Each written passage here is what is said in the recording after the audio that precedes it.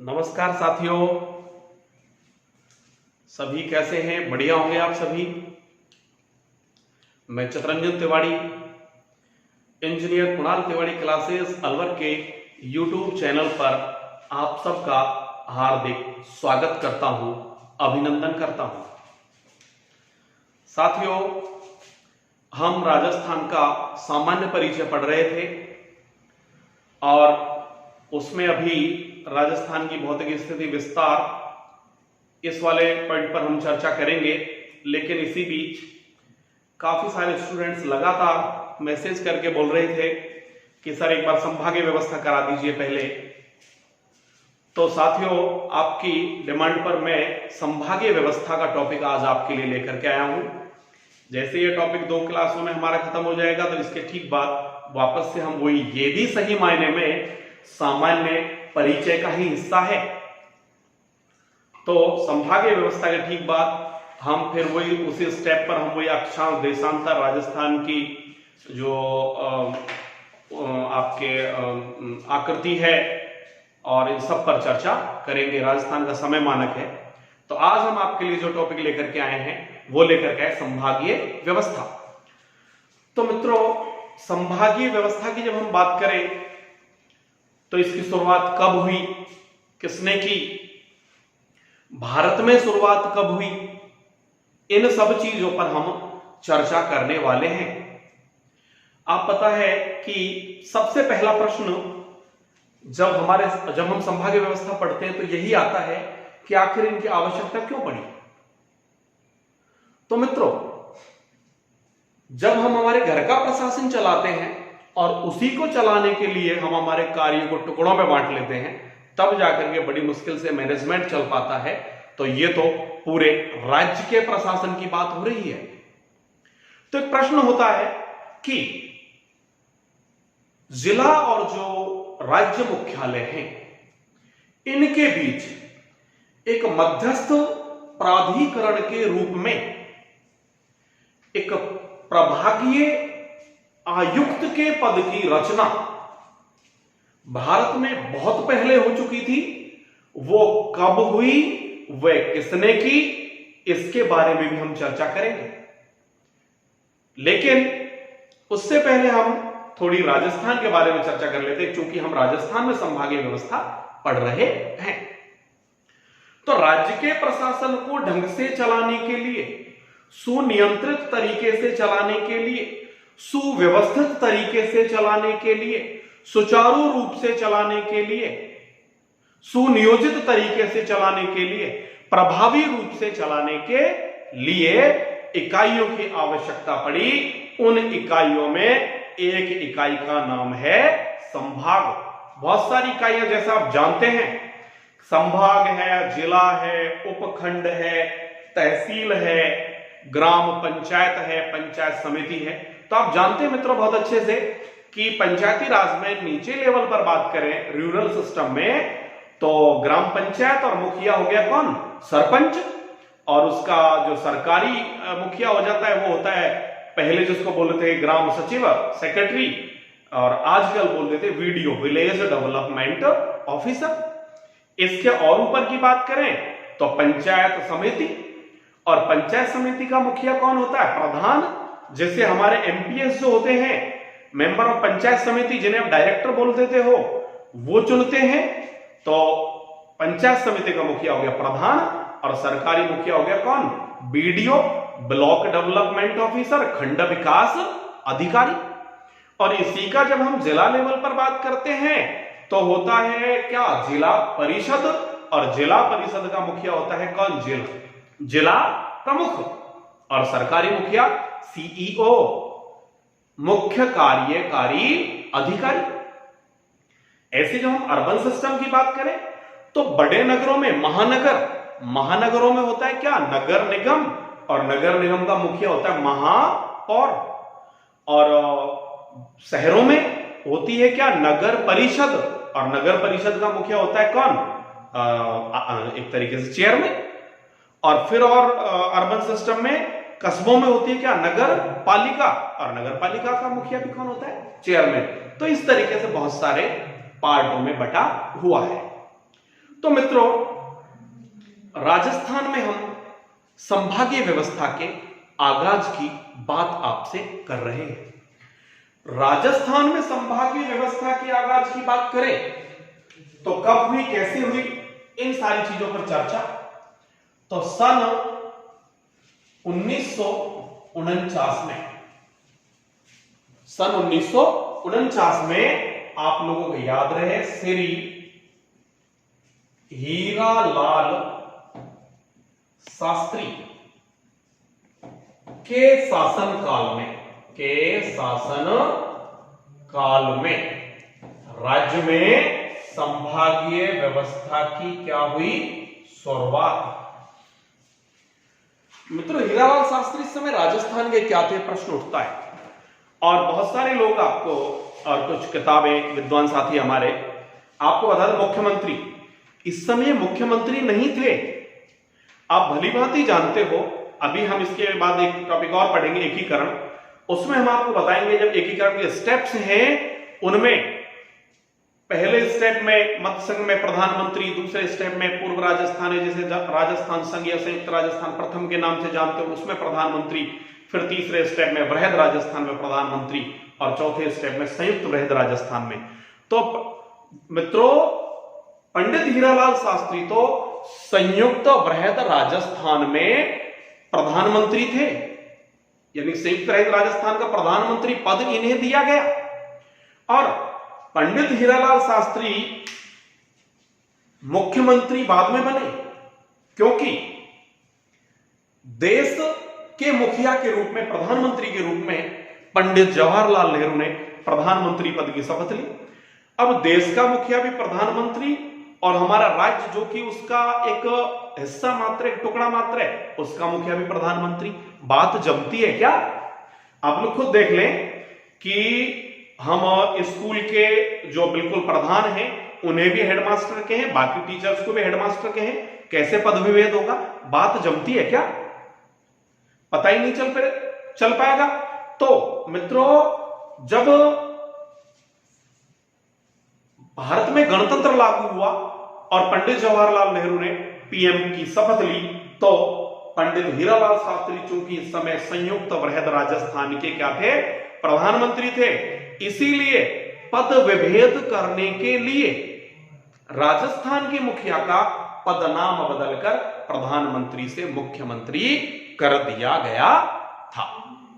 Okay, तो जब शुरुआत हुई तो उस समय तो पुराने समय की बात होगी, तो ये प्रधानमंत्री थे, तो इनके शासनकाल में राज्य में संभागीय व्यवस्था की शुरुआत हुई। क्योंकि आप जानते हैं उस समय कितने संभाग थे? उस समय राज्य में 5 संभाग और 25 क्या थे? जिले। 5 संभाग और 25 जिले, और 5 संभाग निम्न प्रकार हैं, और 5 संभाग के लिए आप 2-3 बार बोलोगे तो आपको याद हो जाएगा। जजोऊ बीको, अर्थात कौन? जयपुर, जोधपुर, उदयपुर, और ये आपके बीकानेर, और ये आपके कौन हो गया? कोटा। तो मित्रों, आप याद रखें कि जब तत्कालीन रियासतों के विलीनीकरण के फलस्वरूप जो नवगठित राजस्थान है, इसमें कुल 25 जिले बनाए गए, जिन पर एक तरीके से प्रभावी नियंत्रण या सुचारू रूप से इनका प्रशासन चलाने के लिए, प्रशासनिक समन्वय के लिए, सुनियंत्रित ढंग से प्रशासन चलाने के लिए 5 संभाग कार्यालय स्थापित किए, और वो 5 संभाग कार्यालय इस प्रकार हैं। इनमें जैसे सबसे पहले कौन? जयपुर संभाग कार्यालय हो गया। जयपुर संभाग कार्यालय की बात करें तो जयपुर संभाग कार्यालय में जयपुर जिला था, आपके सवाई माधोपुर था, आपके भरतपुर था, अलवर था, सीकर था, झुंझुनू था, टोंक था। तो देखो कौन कौन हो गए इसमें? एक तो हो गया आपके कौन? जयपुर, एक नीचे से देखें तो सवाई माधोपुर, एक हो गया कौन? भरतपुर, और एक हो गया कौन? आपके अलवर, और अलवर के बाद कौन हो गया? आपके झुंझुनू देख लो आप, सीकर, सीकर, और सीकर के बाद कौन हो गया, झुंझुनू। 1 2 3 4 5 6 और एक हो गया आपके कौन मित्रों, टोंक। तो इस तरीके से शुरुआती समय में ये जयपुर संभाग के अंतर्गत 7 जिले आया करते थे। दूसरा हो गया आपके कौन सा संभाग, जोधपुर संभाग।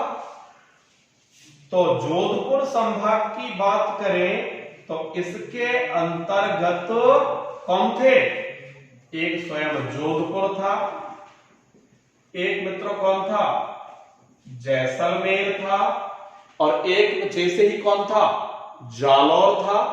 तो एक कौन हो गया, जालौर। एक कौन हो गया इसमें, बाड़मेर। एक कौन हो गया, सिरोही। और एक कौन हो गया, पाली। तो ये तो वर्तमान में भी है, और जब मैं नेक्स्ट आपको पढ़ाऊंगा जोधपुर संभाग को बताऊंगा, ये हो गया आपके ट्रिपल जे बसपा। जैसे जोधपुर, जैसे जैसलमेर, जैसे जालौर, वैसे बाड़मेर, जैसे सिरोही, पासे पाली। एक जिला इनके अलावा और था इसमें, और वो जिला आपका कौन था, नागौर। तो इस तरीके से एक जिला और कौन हो गया आपके, नागौर। तो इसमें भी वही 7 जिले हो गए। जोधपुर संभाग के बाद कौन हो गया आपके, उदयपुर संभाग उस समय। और उदयपुर संभाग की जब हम बात करते हैं मित्रों, तो उदयपुर संभाग में कितने जिले थे, उदयपुर संभाग में उस समय तो उदयपुर था, एक चित्तौड़गढ़ था, एक डूंगरपुर था, एक बांसवाड़ा था, एक भीलवाड़ा था। तो देखा कौन कौन हो गए उदयपुर संभाग में, उदयपुर स्वयं हो गया, एक कौन हो गया इसमें, चित्तौड़गढ़ हो गया, एक कौन हो गया, डूंगरपुर हो गया, एक कौन हो गया, बांसवाड़ा हो गया, और एक कौन हो गया, भीलवाड़ा। 1 2 3 4 5। तो उदयपुर हो गया, चित्तौड़गढ़ हो गया, डूंगरपुर हो गया, बांसवाड़ा हो गया, भीलवाड़ा हो गया। ऐसे बीकानेर संभाग की जब हम बात करें तो बीकानेर संभाग में इस समय 3 जिले थे, एक स्वयं बीकानेर, और एक हो गया आपके चूरू, और एक हो गया आपके गंगानगर। फिर एक संभाग और कौन बन गया, कोटा। और कोटा संभाग में इस समय जो जिले थे, एक स्वयं कोटा हो गया, एक हो गया झालावाड़, और एक हो गया बूंदी। तो कोटा, झालावाड़ और कौन हो गया, बूंदी। ये याद होना चाहिए आपको। तो इस तरीके से देखो दोस्तों, आप इसमें जयपुर संभाग में 7 जिले, जोधपुर संभाग में 7 जिले, 1 2 3 4 5 6 7, ओके। और उदयपुर संभाग में 1 2 3 4 5 जिले, और बीकानेर संभाग में 3 जिले, कोटा संभाग में भी 3 जिले।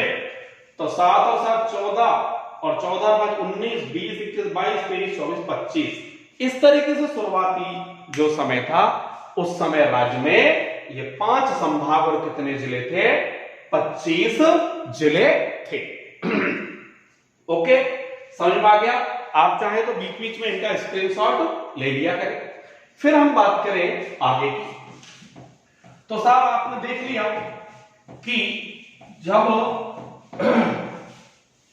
शुरुआती समय में हम आपसे बात कर रहे थे, एक सवाल उसकी मैं चर्चा कर लूं आपसे। ये तो होगी राजस्थान में संभागीय व्यवस्था की शुरुआत। जो हमने प्रश्न पूछा था आपसे कि जिसे आप मित्रों भारत में संभागीय व्यवस्था की शुरुआत बोल सकते हैं, और वो है, प्रश्न पूछा जा सकता है आपसे किस तरीके से कि जिला और राज्य मुख्यालयों के बीच एक मध्यस्थ प्राधिकरण के रूप में प्रभागीय आयुक्त के पद की रचना किसने और कब की। तो किसने तो सन आ जाएगा, इसका जवाब आ गया सीधा 1829 में हुई।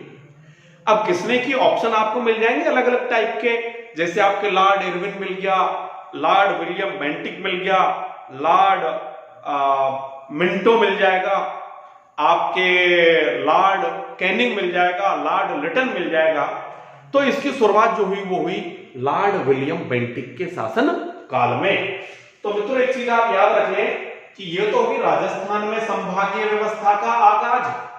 और जब भारत की बात करें तो भारत में जब बात करते हैं तो भारत में विलियम बेंटिक की जो हम बात कर रहे हैं, इन्होंने एक तरीके से संभागीय व्यवस्था की शुरुआत की 1829 में। तो जवाब मिल गया आपको कि एक मध्यस्थ प्राधिकरण के रूप में प्रभागीय आयुक्त के पद की रचना किसने की? तो लॉर्ड विलियम बेंटिक ने। कब की? 1829 में। ओके, तो यहां तक आपको समझ में आ गया होगा।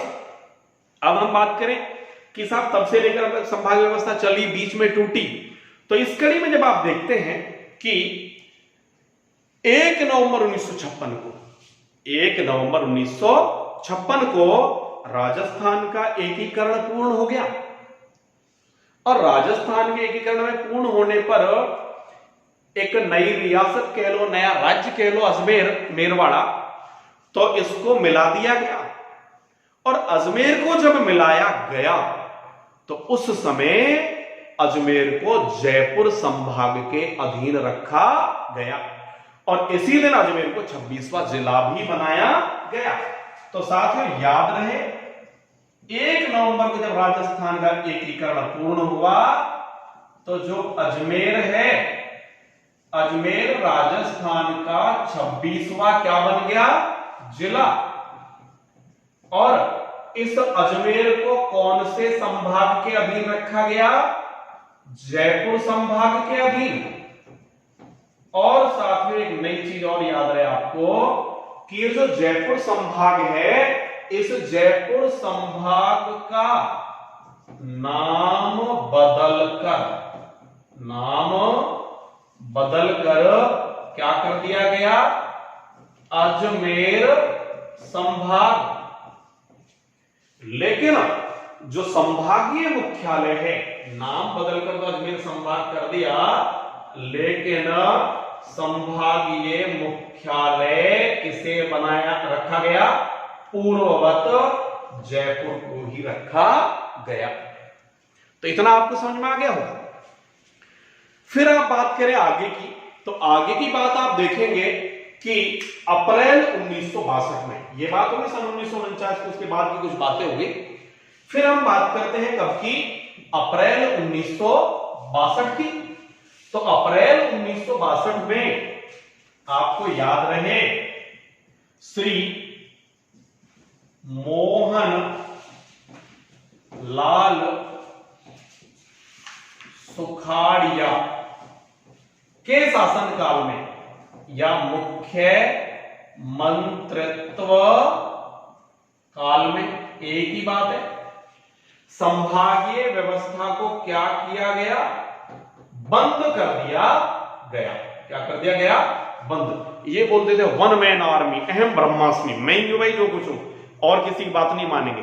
और इन्होंने राजस्थान में सबसे लंबे समय तक मुख्यमंत्री के पद पर काबिज रहे। अभी तक यह कीर्तिमान इन्हीं के नाम ही है। और इनका शासनकाल रहा मित्रों 13 नवंबर 1954 से 9 जुलाई 1971। तो शासनकाल क्या है इनका? 13 नवंबर 1954 से 9 जुलाई 1971। लंबे समय तक शासन किया है। और इन्होंने संभागीय व्यवस्था को क्या कर दिया? बंद कर दिया। बंद रही।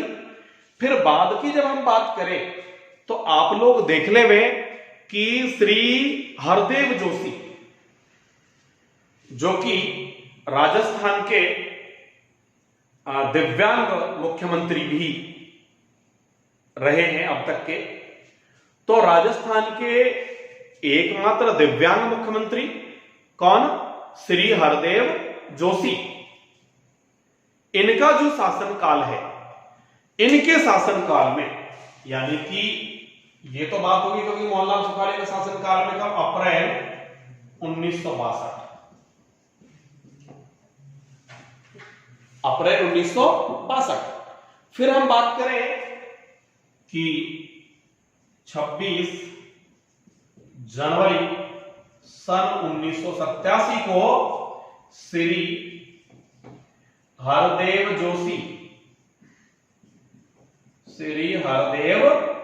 जोशी जी का जो शासनकाल है, इसमें संभागीय व्यवस्था को पुनः शुरू किया गया। और इस समय एक संभाग और बना दिया, और वो संभाग कौन था? अजमेर। तो एक संभाग और बन गया है, कौन? अजमेर। क्लियर होगी बात? तो अजमेर संभाग हो गया, पुनः शुरू कर दिया। 15 जनवरी भी मिलती है डेट, लेकिन 26 जनवरी की सटीक जहां तक कोशिश की पाया, 26 जनवरी को शुरुआत हुई।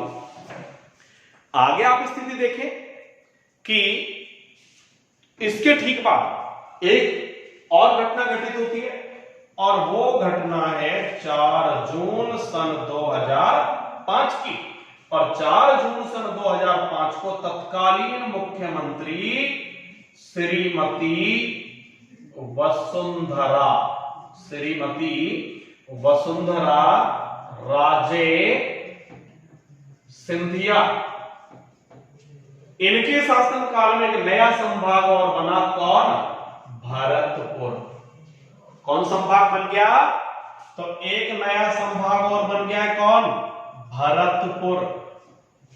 तो पहले तो क्या था? जजोऊ बीको, और अब जजोऊ बीको, अजमेर, भरतपुर, जयपुर, जोधपुर, उदयपुर, बीकानेर, कोटा। तो वर्तमान में राज्य में 7 संभाग, 1 2 3 4 5 6 7, तो 7 संभाग और 33 क्या है? जिले। एक बार फिर बता दूं मित्रों में कि जिस समय संभाग व्यवस्था की शुरुआत हुई, उस समय जो मुखिया स्थापित किया गया या जो बनाया गया, क्योंकि आप देख रहे हैं कि जो जिला है, जिले का मुख्य प्रशासनिक अधिकारी उस समय जो जिलाधीश कहलाया करते थे, वर्तमान में जिन्हें डीएम या जिला कलेक्टर कहा जाता है। संभाग का मुखिया संभागीय आयुक्त होता है।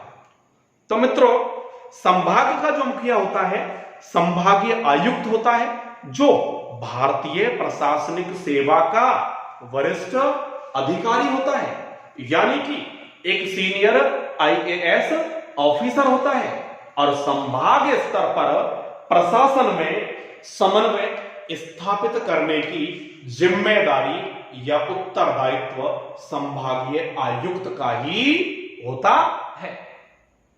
क्लियर बात? संभाग स्तर पर प्रशासन में समन्वय स्थापित करने की जिम्मेदारी किसका होता है? संभागीय आयुक्त का। इतनी चीज आपको समझ में आ जानी चाहिए। और आपके हीरालाल शास्त्री ने कब प्रधानमंत्री पद की शपथ ली? तो ये इन्होंने 7 अप्रैल 1949 को ली। ये एकीकरण में हम आपको डिटेल से पढ़ाएंगे। हीरालाल शास्त्री ने 7 अप्रैल 1949 को ओके। शपथ किसने दिलाई? सवाई मानसिंह जी ने दिलाई। तो इनकी चर्चा डिटेल से हम उस समय करेंगे। अब हम पढ़ते हैं राज्य का संभागवार विवरण। तो आपको पता चल गया 7 संभाग क्या स्थिति है। अब हम बात करते हैं एक एक संभाग की, अर्थात राज्य का संभागवार विवरण। तो 7 संभाग हो गए। ये स्क्रीनशॉट आपने ले ही लिया होगा, और इसको अब मैं मिटा देता हूं। राज्य के संभागवार जब हम विवरण की बात करें, तो सबसे पहले हम देखते हैं जयपुर संभाग। राज्य का संभागवार विवरण, और राज्य के संभागवार विवरण में हम पढ़ रहे हैं सबसे पहले नंबर 1 पर जयपुर संभाग। और जयपुर संभाग में है साथियों 5 जिले। और इनको याद करने के लिए छोटी सी ट्रिक आप याद रखें कि रुकना नहीं है भाई कहीं भी, नॉन स्टॉप। कहां? आजा झुंझुनू, आजा सीधो झुंझुनू, या सीधो आजा झुंझुनू, जैसे ठीक लगे। तो आफोर क्या हो गया साथियों? अलवर। जा से क्या हो गया? जयपुर। सी से क्या हो गया? सीकर। दो से क्या हो गया? दौसा। और झुंझुनू से क्या हो गया? झुंझुनू। तो आजा सीधो झुंझुनू। इसमें और क्या विशेषता है कि सबसे पहले पर बात करेंगे कि इस जयपुर संभाग का सर्वाधिक क्षेत्रफल वाला जिला। तो पहली बात हो गई, इस संभाग का सर्वाधिक क्षेत्रफल वाला जिला। और सर्वाधिक क्षेत्रफल वाला जिला कौन है इस संभाग का? जयपुर। और इस संभाग का न्यूनतम क्षेत्रफल वाला जिला, और न्यूनतम क्षेत्रफल वाला जिला कौन हो जाएगा? दौसा। यह चीज आपको क्लियर हो जाएगी।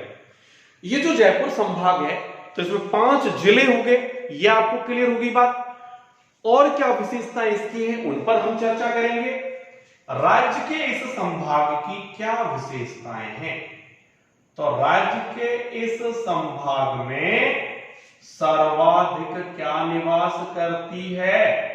जनसंख्या। सर्वाधिक इस संभाग का क्या है? जनसंख्या घनत्व। सर्वाधिक इस संभाग की क्या है? साक्षरता। और सर्वाधिक इस संभाग में निवास करती है अनुसूचित जाति, बोले तो एससी। तो हमने कहा कि जयपुर संभाग हम पढ़ रहे हैं, और जयपुर संभाग की क्या विशेषता है? सर्वाधिक जनसंख्या, सर्वाधिक जनसंख्या घनत्व है। मित्रों आपको याद रहे, इसे हम राजस्थान का उत्तरी पूर्वी संभाग भी कह देते हैं। और इसका जो क्षेत्रफल है आपको याद रहे 36,615 वर्ग किलोमीटर है। जयपुर संभाग का जो क्षेत्रफल है 36,615 किलोमीटर स्क्वायर ये, और जो कि संपूर्ण राज्य के कुल क्षेत्रफल का कितने प्रतिशत है? तो 24.47% है। कितने प्रतिशत है? 24.47। 24.47 तो नहीं होगा, खैर क्षेत्रफल जनसंख्या है। 24.47 तो क्या है? इसकी जनसंख्या है। और जनसंख्या है कितनी? 167 लाख। तो इसकी जनसंख्या होगी 167.69 लाख, जो कि संपूर्ण राज्य का 24.47% है। ये जो आंकड़े हैं ये जनगणना 2011 के अकॉर्डिंग है। दूसरी बात अब करें कि और क्या विशेषताएं इसकी हैं। तो और विशेषताओं में आप देख रहे हैं कि सर्वाधिक होगी इसकी क्या? जनसंख्या। सर्वाधिक जनसंख्या घनत्व। तो सर्वाधिक जनसंख्या वाला जिला कौन है? आपको संभाग तो पता चल गया, साथ में हम बात कर लेते हैं किनकी? जिले की, कि जो जिले में विशेषता नजर आई वो अपन देख लेंगे। तो सर्वाधिक जनसंख्या वाला जिला भी कौन है? जयपुर है। और सर्वाधिक जनसंख्या घनत्व वाला जिला भी कौन है? ये भी जयपुर है। तो सर्वाधिक जनसंख्या घनत्व वाला जिला कौन हो गया? जयपुर। और जयपुर का जनसंख्या घनत्व मित्रों पूछ लिया जाता है, इंपॉर्टेंट है, 595। जयपुर का जो जनसंख्या घनत्व है वो है 595 व्यक्ति प्रति वर्ग किलोमीटर। क्लियर होगी बात? फिर सर्वाधिक साक्षरता वाला जिला कौन है? तो सर्वाधिक साक्षरता वाला जिला कौन है? कोटा।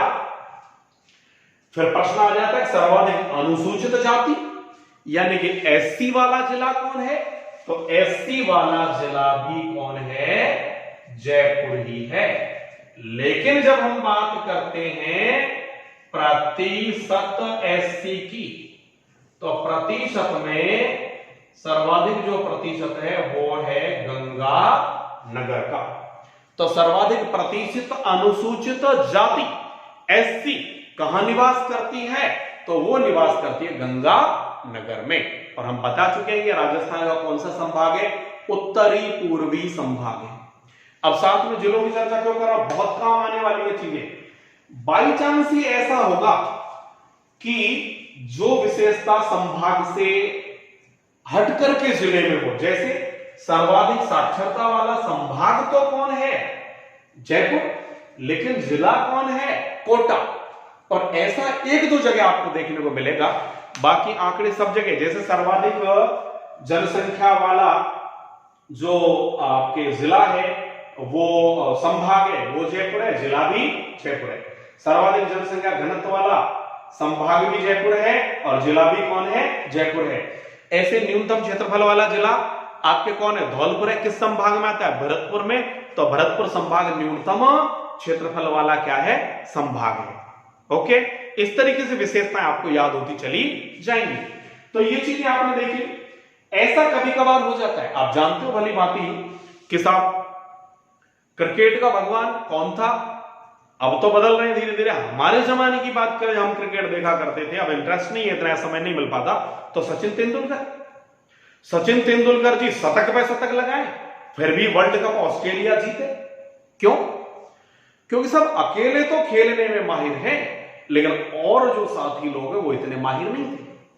वहां सभी लोग अच्छे प्लेयर थे ऑस्ट्रेलिया के। तो मित्रों, जयपुर के साथ जो जोड़ी है वो जोड़ी है अलवर, जयपुर, सीकर, दौसा, झुंझुनू, जो कि राजस्थान के शिक्षा की दृष्टि से अग्रणी जिलों में आते हैं। आप जानते हैं भली भांति। तो ये ऑलराउंडर हैं सारे। जबकि कोटा संभाग की बात करें तो कोटा अकेला तो बहुत बढ़िया है, सचिन तेंदुलकर है, धुआंधार पड़ता है सब। लेकिन बारा है, बूंदी है, झालावाड़ है, वहां इतने लोग नहीं, इसलिए औसत कम हो जाता है। तो यहां तक आपको समझ में आ गया होगा, इसमें किसी प्रकार की कोई प्रॉब्लम नहीं होगी। तो ये हो गया मित्रों आपका कौन सा संभाग, जयपुर संभाग। आप बीच बीच में जैसे ही पूरा हो तो आप स्क्रीनशॉट लेते रहेंगे। फिर हम दूसरे संभाग की जब बात करें साथियों, तो दूसरा संभाग ले लो आप, जोधपुर संभाग। जोधपुर संभाग जिसका अधिकांश जो हिस्सा है, अधिकांश हिस्सा जोधपुर संभाग का मरुस्थल में है, इसीलिए हम इसे मरुस्थलीय संभाग भी कह देते हैं। और अलग बात करें इसकी, यह राजस्थान का पश्चिमी संभाग भी है। कौन सा संभाग है, पश्चिमी संभाग। और इसमें जिले कितने हो जाएंगे, 6, और 6 जिले हो जाएंगे इसके ट्रिपल जे बसपा। एक जैसे क्या है मित्रों, जोधपुर है। दूसरे जैसे क्या है, जैसलमेर है। तीसरे जैसे क्या है, जालौर, आपके बाड़मेर, ये आपके सिरोही, और ये हो गया आपके कौन, पाली। तो पहला सवाल हुई कि साहब इस संभाग का सर्वाधिक क्षेत्रफल वाला जिला कौन, तो पहले लिख दिया अपन, इसी में थोड़ा समय कम लगेगा। तो इस संभाग का सर्वाधिक क्षेत्रफल वाला जिला तो कौन हो गया, आपके जैसलमेर। और इस संभाग का न्यूनतम क्षेत्रफल वाला जिला कौन हो गया, आपके सिरोही। तो सिरोही का क्षेत्रफल क्या हो गया, न्यूनतम क्षेत्रफल। इस संभाग के अंतर्गत बात कर रहे हैं। तो जैसलमेर तो इस संभाग का भी सर्वाधिक क्षेत्रफल वाला जिला है, आपको पता है। और हमने कल पहली क्लासेस में पढ़ चुके हैं कि राजस्थान का भी सर्वाधिक क्षेत्रफल वाला जिला है। तो राजस्थान का सर्वाधिक क्षेत्रफल वाला जिला है, और यह संभाग राजस्थान का सर्वाधिक क्षेत्रफल वाला संभाग है। याद रहे आपको, राज्य के संभाग का क्षेत्रफल कितना है, 1,17,800, या कुछ पुस्तकें लिख देते हैं 1,17,801 वर्ग किलोमीटर। तो ये 1,17,801 वर्ग किलोमीटर क्षेत्रफल है। और राजस्थान का क्षेत्रफल हो गया साथियों 3,42,239.74 वर्ग किलोमीटर। मैं वर्ग मील में भी आपको बता चुका था इसको, ये था आपके 1,32,139.502 वर्ग मील। तो हम बात करेंगे इस अकेले संभाग का क्षेत्रफल इतना है। और यदि हम, आपको याद रहे, इसका 1/3 कर दे, यानी कि इसमें 3 का भाग दे दे, तो 3 एकम 3 और 14 की 42, 1,14,000, और आगे का जो आएगा वो आ जाएगा, ये है 1,17। तो यानी कि राज्य का जो जोधपुर संभाग है, राज्य के जोधपुर संभाग का क्षेत्रफल राज्य के कुल क्षेत्रफल के 1/3 से भी क्या है, ज्यादा है। और यह संपूर्ण राजस्थान के कुल क्षेत्रफल में 34.42% हिस्सा है। कितने प्रतिशत हिस्सा है? 34.42%।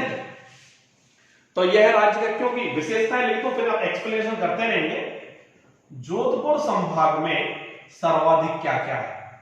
तो एक तो आपको पता चल ही गया कि इस संभाग का सर्वाधिक तो क्या है, क्षेत्रफल।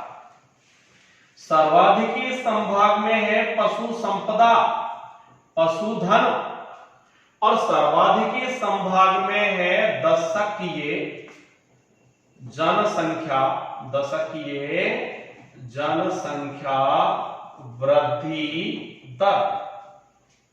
इस संभाग में कुछ चीजें न्यूनतम भी हैं, न्यूनतम भी कुछ चीजें इस संभाग में है।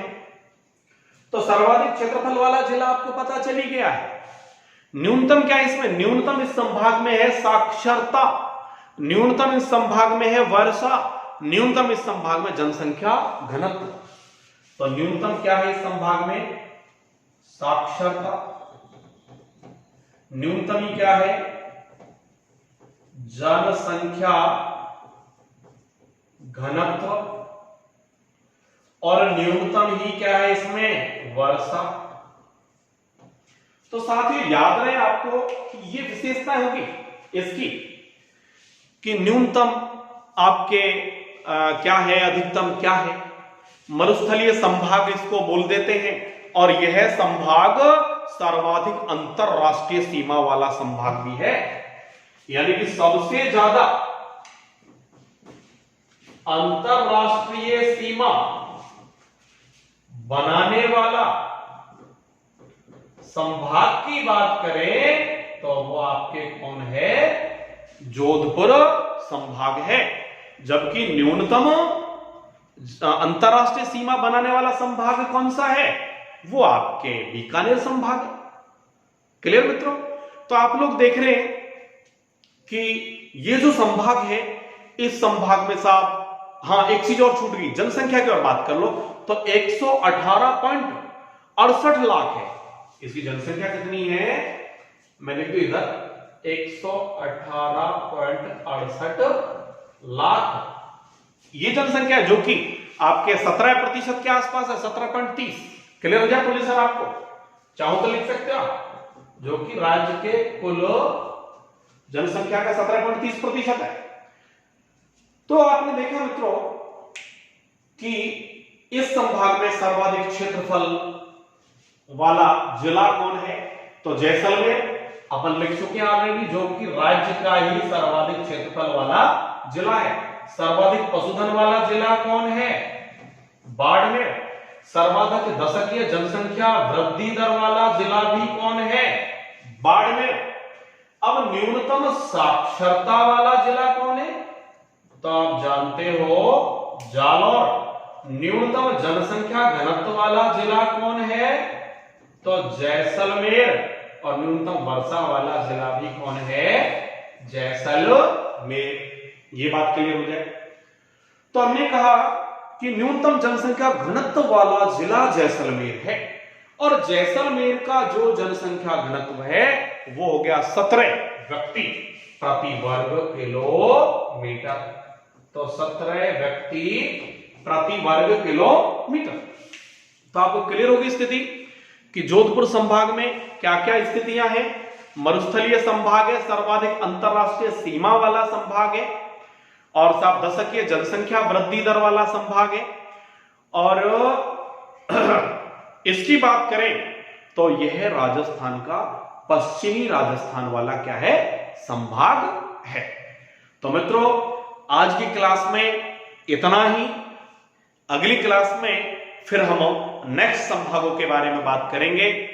आपको बहुत इंटरेस्ट आने वाला है, आप मस्ती से पढ़ते रहे हमारे साथ। ठीक है मित्रों, वंदे मातरम, जय हिंद।